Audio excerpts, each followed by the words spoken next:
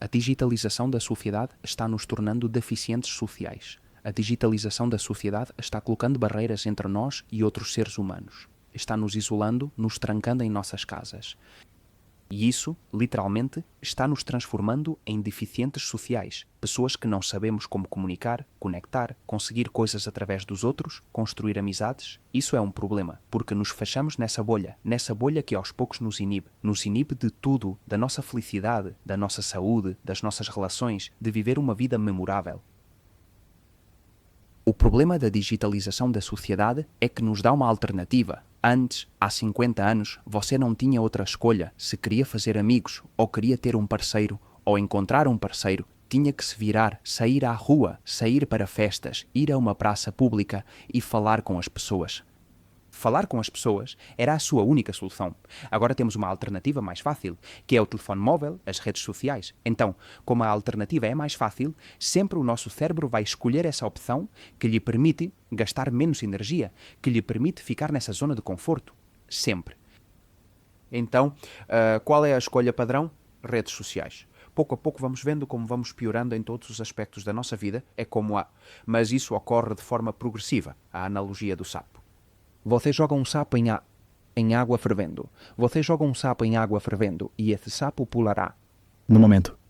Mas, se você jogar em água morna e for aumentando a temperatura da panela, o sapo ficará ali e com essa adaptação haverá um momento em que a água estará tão quente que morrerá. Não terá percebido que com essa progressão acabará morrendo. Estará tão fraco que não poderá pular. A água estará tão quente que não poderá pular. O mesmo ocorre com a situação atual. Pouco a pouco nossas habilidades sociais vão decaindo, pouco a pouco somos mais incapacitados sociais, até um ponto em que com a inteligência artificial não haverá volta atrás. Por isso é hora de aprender a habilidade de comunicar. Agora com a inteligência artificial poderá fazer tudo. Tudo. Cálculos, programação, redação, tudo. Mas me digam, por favor, que inteligência artificial lá fora será capaz de comunicar como você faria? Já nenhuma. Nenhuma. Porque você veria o robô, cara. Você veria o robô, sua silicone, suas histórias. Nenhuma inteligência artificial será capaz de comunicar como nós fazemos. Alguns me dirão, sim, um avatar através das redes. Não estou falando das redes, estou falando na vida real. Quando tiveres que te reunir em uma negociação, fazer uma venda, te apresentar a uma mulher, a um homem, para paquerar, para o que for, ou seja, todos os atos comunicativos. Que inteligência artificial poderá fazer isso? Nenhuma. A comunicação é a única habilidade que ficará blindada à inteligência artificial, ao perigo, à revolução desta. De fato, se você agora aprender a comunicar, é o que te permitirá destacar, porque terá algo que o resto não terá, terá algo que o resto esqueceu e terá algo que te protegerá diante da decadência do futuro. Assim é como eu vejo a sociedade. E há um problema, que é o que eu vejo, é que a inteligência artificial está começando a ouvir mais do que qualquer ser humano. Já existem inteligências artificiais que param, te escutam, te perguntam sobre o dia anterior e você pensa, há muito poucos amigos que no dia seguinte se preocupam com o que te disseram ontem.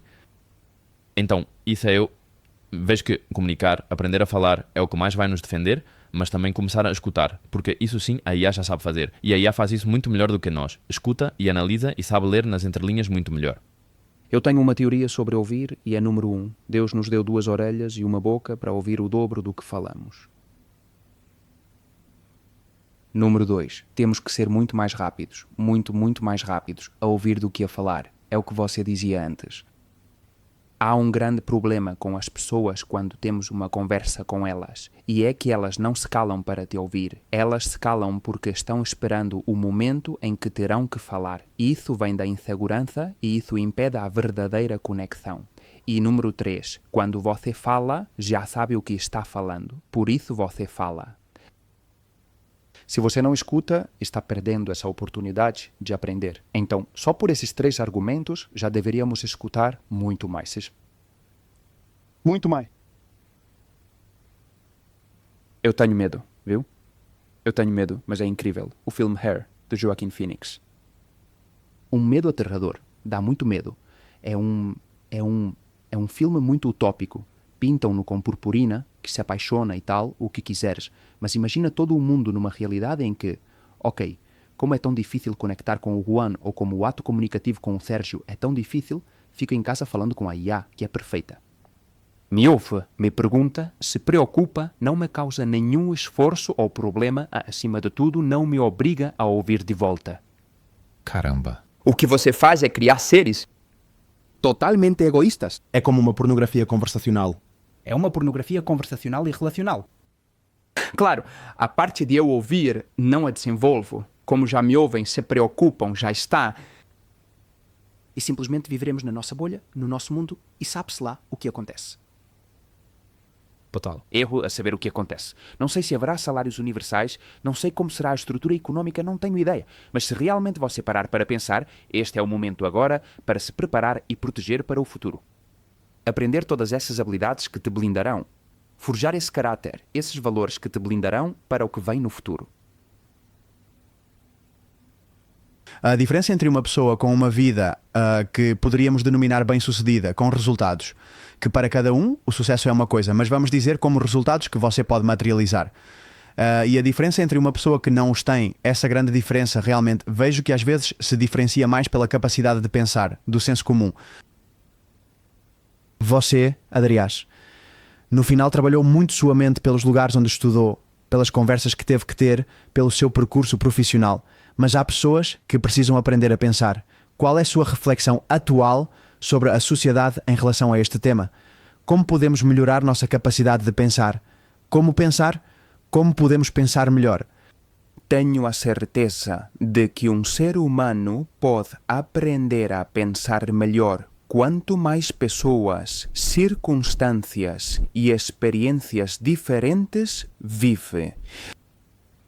100%. Ou seja, é impossível pensar de forma diferente ou ver todas as possibilidades que o pensamento te oferece se não vivencias diferentes cenários. E por si só, não começa tanto em, ok, que framework vou utilizar ou aprender para pensar de forma diferente? Deveria começar a aprender uma metodologia, por exemplo, na filosofia que aprendíamos de pensamento, ou eu deveria me expor a circunstâncias diferentes, a experiências diferentes, a pessoas diferentes, para ver toda a variedade que isso me traga riqueza e pensar de forma diferente. Minha vida mudou quando saí de casa. Minha vida mudou quando comecei a viajar para o exterior. Minha vida mudou de forma radical. Isso é o que expandiu minha mente. Minha vida também mudou quando comecei a aprender muitas línguas. O fato de aprender 5 línguas não só me permite, por exemplo, comunicar-me melhor com os outros, permite-me pensar em diferentes frameworks mentais, o que faz com que minha capacidade de processar seja mais rápida, simplesmente porque aprendi línguas diferentes. Não é apenas uma questão de ir a um lugar e saber se comunicar. É uma questão de que eu pude desenvolver diferentes frameworks mentais e isso aumenta a minha capacidade computacional de pensar. Porque eu vi diferentes experiências, interagi com diferentes pessoas, então eu não colocaria tanto, certo, como melhoro minha capacidade de pensar lendo livros em casa. Não, sua capacidade de pensar se desenvolve diversificando as experiências que você vive, saindo por aí,